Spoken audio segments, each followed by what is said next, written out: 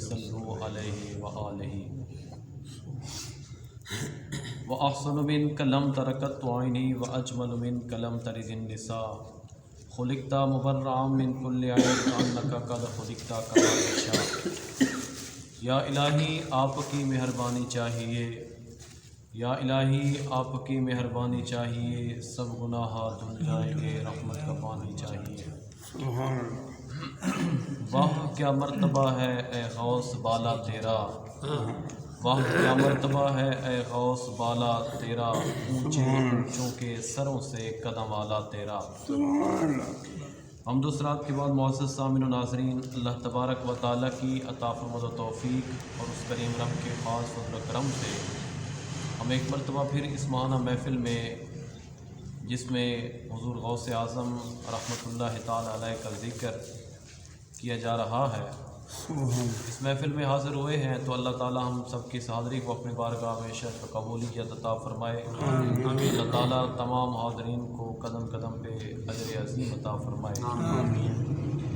اللہ تعالیٰ نے قرآن کریم میں فرمایا، اللہم فاطر السماوات والارض انت ولینا فی الدنیا والآخرہ۔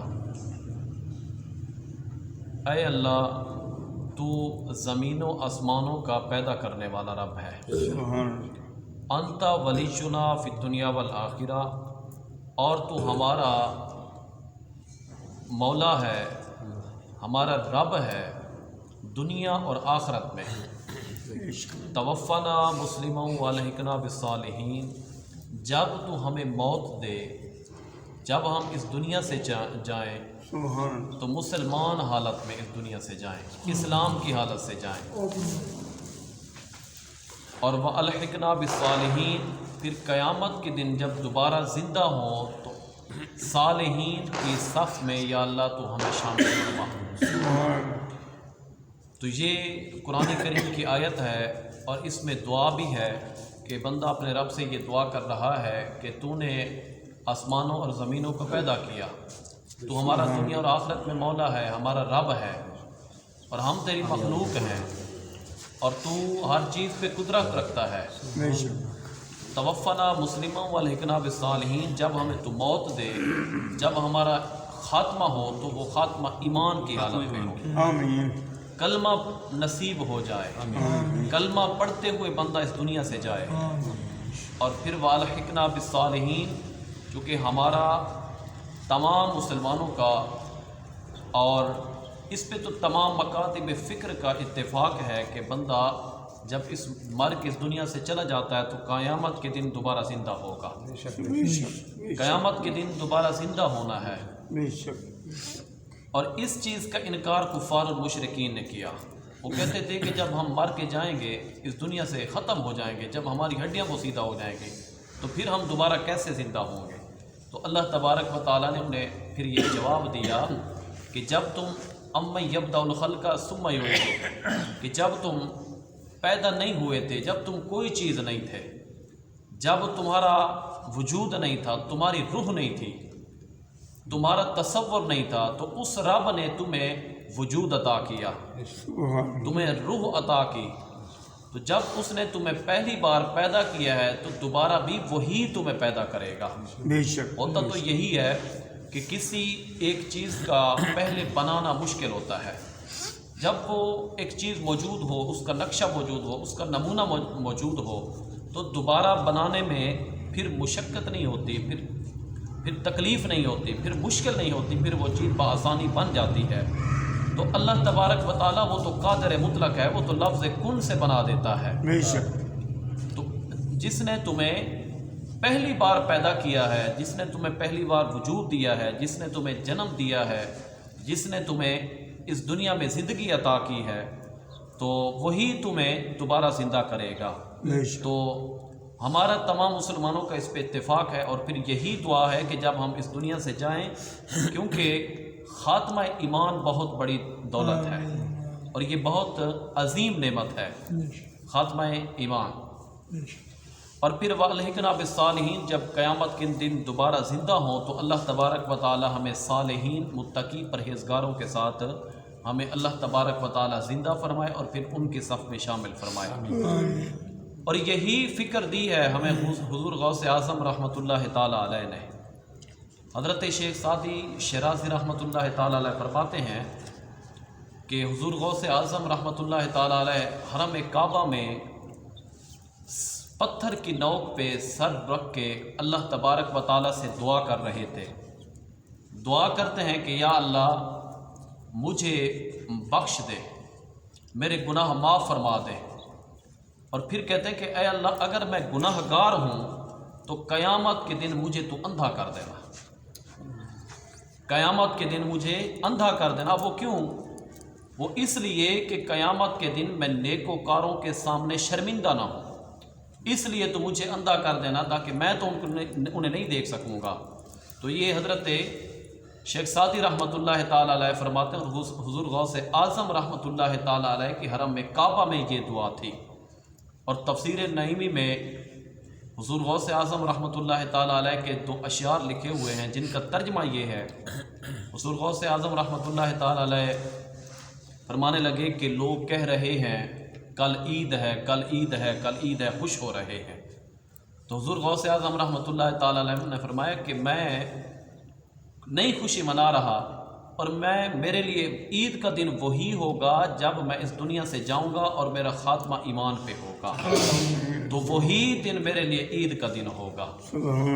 تو اسی طرح آپ دیکھیں ہمارے سلف صالحین نے ہمیں یہ فکر دی ہے اور ہمیں یہ ترغیب دلائی ہے، تعلیم دی ہے کہ ہمیں اس فکر میں رہنا چاہیے اور اس شوق میں رہنا چاہیے کہ ہر وقت رسول اللہ صلی اللہ علیہ وسلم کی اطاعت میں، رب کی اطاعت میں، آقا علیہ الصلوۃ والتسلیم کے صحابہ کی اطاعت میں، اور جو سلف صالحین گزرے ہیں ان کے طریقوں کو اپنائیں اور اپنی زندگیاں ان کی زندگیوں کی طرح ان کے مطابق ڈھال لیں، تو اسی میں کامیابی اور اسی میں فلاح ہے۔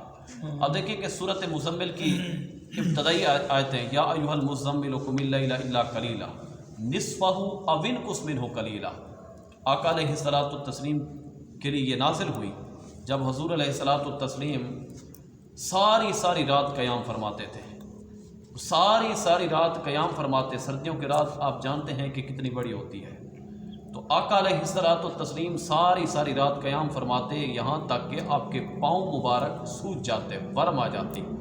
تو اللہ تبارک و تعالیٰ کی رحمت کو یہ گوارا نہیں تھا، تو اللہ نے یہ آیت نازل فرمایا یا ایھا المزمل، اے مزمل کی چادر والے، قم اللیل الا قلیلا، رات کو قیام کیا کرو مگر تھوڑا۔ پھر اللہ تبارک و تعالیٰ نے لیمٹ اور حد بیان کی، فرمایا کہ نصفہ رات ہے تو اس رات کی آدھی رات قیام کرو، آدھی رات قیام کرو اور آدھی رات، اور پھر فرمایا اوین قص منہ قلیلا، پہلے فرمایا نصفہ یعنی ایک مکمل رات کی جو آدھی رات ہے وہ آدھی رات قیام کرو، پھر فرمایا اوین قص منہ قلیلا، یا اس آدھی رات سے بھی کم قیام کرو۔ تو اللہ تبارک و تعالیٰ نے اپنے محبوب کریم علیہ الصلوۃ والتسلیم کے لیے آیت مبارک، اور دیکھیں کہ آقا علیہ الصلوۃ والتسلیم تو جنت کے سردار ہیں، جنت کے اللہ تبارک و تعالیٰ نے سرداری عطا فرمائی ہے، شفاعت فرمائیں گے، امت کی سفارش کریں گے، اور جنت تو میرے آقا کی منتظر ہے کہ جب قیامت کا دن ہوگا یجلس اللہ تعالیٰ علی عرشہ، اللہ تبارک و تعالیٰ اپنے عرش پہ اپنے محبوب کی اور اپنی انوار کی کرسی لگائے گا، اور پھر آقا علیہ الصلوۃ والتسلیم کو تمام انبیاء ایسے دیکھیں گے جس طرح ہم زمین پہ کھڑے ہو کے آسمان کے ستارے دیکھتے ہیں۔ سبحان اللہ۔ تو ستاروں کو ہم دیکھتے ہیں، ہم ستارے نہیں دیکھ سکتے، ستاروں کی چمک ہماری نظروں تک پہنچ جاتی ہے۔ تو اسی طرح آقا علیہ الصلوۃ والتسلیم کو اللہ نے جو جمال عطا کیا ہے، جو حسن عطا کیا ہے، تو حسن کی جھلک جو ہے وہ تمام انبیاء کی نظروں تک پہنچے گی۔ اور پھر آقا علیہ الصلوۃ والتسلیم جب دروازے جنت پہ جائیں گے تو ہمارے دنیا میں یہ نظام ہوتا ہے کہ جب آنے والا کوئی مہمان ہمارے پاس آئے، ڈاکٹر آئے تو ڈاکٹر اس کا استقبال کرتے ہیں، وکیل آئے تو وکلاء استقبال کرتے ہیں، امیر آئے تو امراء استقبال کرتے ہیں۔ اور اسی طرح جب آقا علیہ الصلوۃ والتسلیم دروازے جنت پہ جائیں گے، حضور نے فرمایا کہ خود اللہ میں محمد کا استقبال فرمائے۔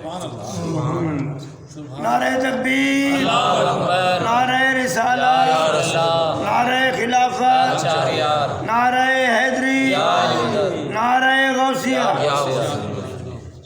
اللہ تبارک و تعالیٰ اپنے محبوب کریم علیہ الصلاۃ والتسلیم کا دروازہ جنت پہ استقبال فرمائے گا، اور پھر اللہ فرمائے گا اے محبوب دنیا میں تمہیں بھیجا اور تم نے اعلان نبوت کیا، اعلان نبوت کے بعد زمانہ مخالف ہو گیا، پھر مخالفین نے کوئی کمی نہ چھوڑی، ہر طرح کی تکلیفیں پہنچانے کی کوشش کی، اور آپ نے وہ سب برداشت کیا کس لیے؟ میری خاطر۔